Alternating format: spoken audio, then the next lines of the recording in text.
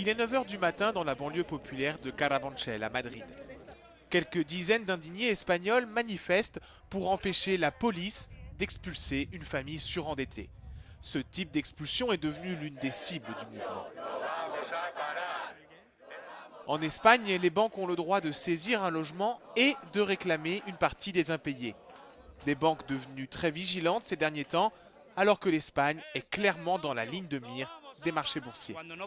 Quand tu ne peux plus payer l'hypothèque, les banques ont jusqu'à présent le droit de s'approprier 50% de ton logement.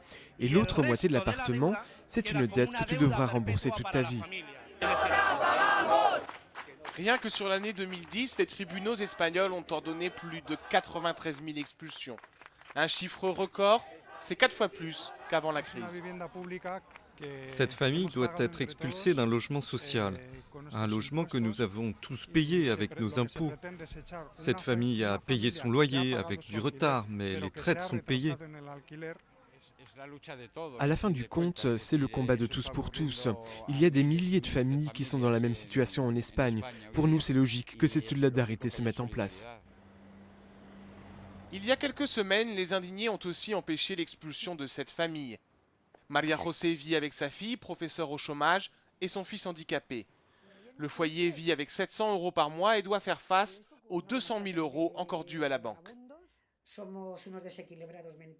Nous, les chômeurs, nous sommes décrits comme des déséquilibrés mentaux, des racailles. On essaie de parler, de négocier un accord avec la banque et on t'écrase, on te traite comme si tu étais un rebut de la société.